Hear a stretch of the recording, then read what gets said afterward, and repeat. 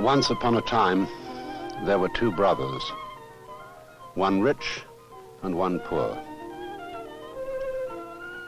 The older brother, who was the rich one, decided to take a journey around the world.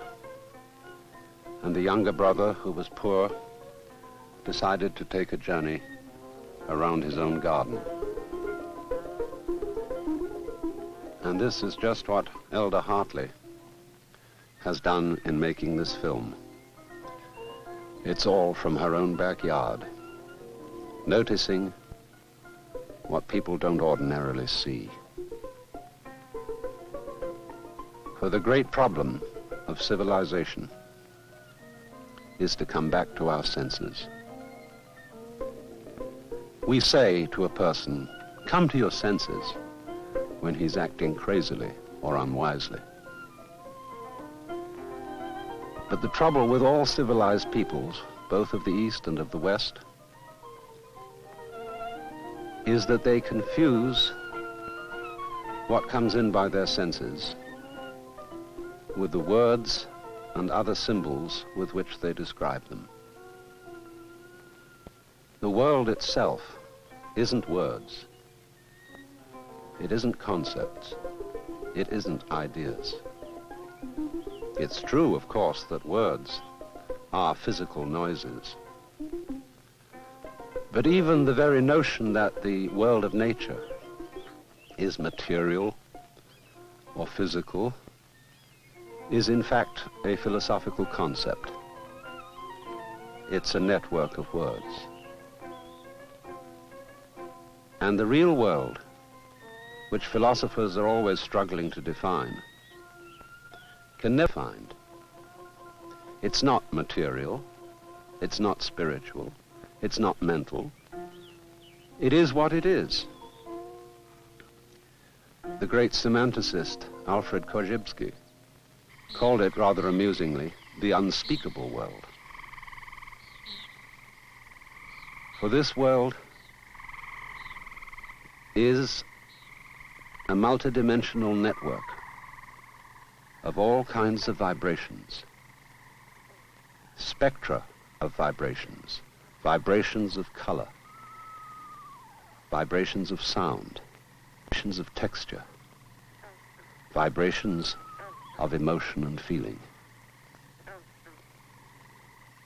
And when we are babies, we experience it just as our whole muttering jazz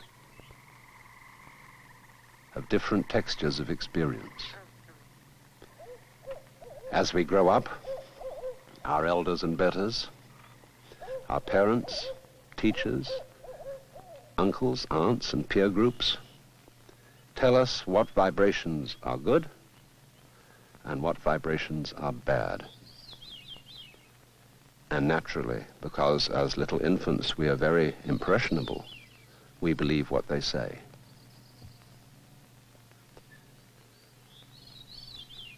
They tell us, for example, that we really ought to go on living, so that when we get sick and have a fever,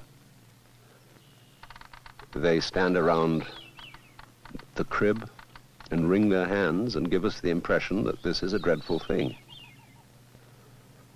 Of course, it isn't necessarily dreadful at all. A Zen Buddhist poem says, "The morning glory blooms for an hour, but differs not at heart from the giant pine which lives for 1,000 years." What difference does it make whether an event be long or whether it be short?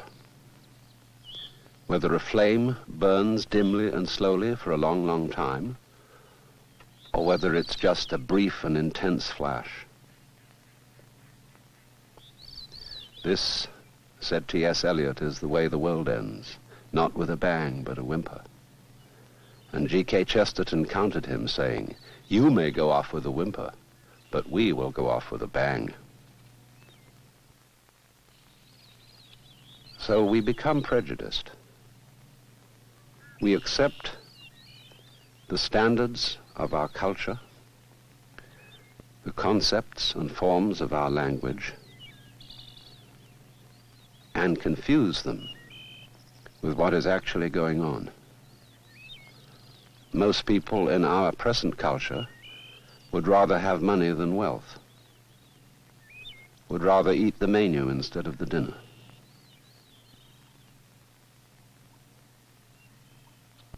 But the important thing is to be able to come back to reality. After all, if I talked all the time, I would never hear what anyone else has to say. And similarly, if I think all the time, that is, talk to myself inside my head, I won't have anything to think about except thoughts. I'm not saying that thinking and talking aren't important. They're very important.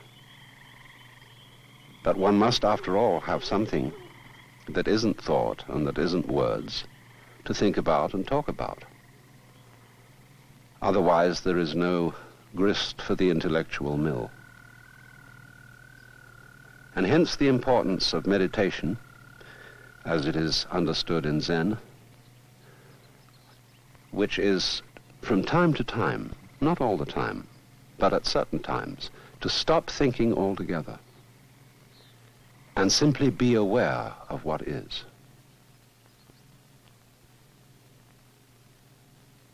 This may be done very, very simply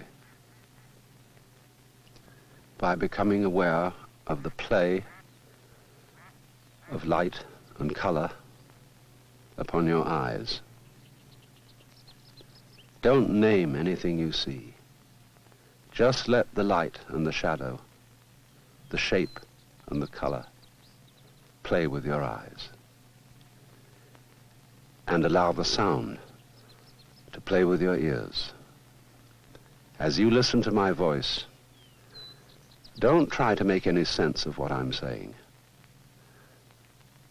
Just be aware of the tones, and your brain will automatically take care of the sense. Relax your tongue in your lower jaw, because every thought in the head goes with a very slight tension of the tongue. Relax it. And don't try to stop thinking. Don't force anything. Just let your mind think whatever it wants to think about. Just let your eyes see whatever they want to see, and your ears hear whatever they want to hear, and let go. And let your lungs breathe as they want to breathe. Don't force your breath.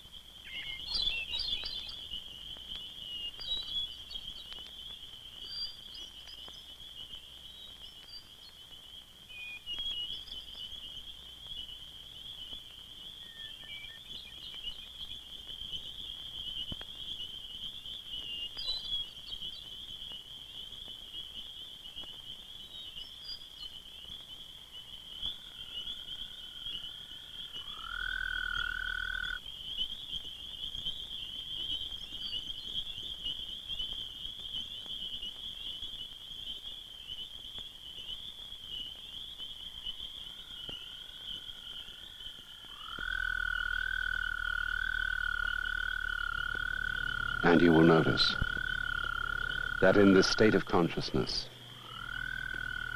there is no past. There is no future.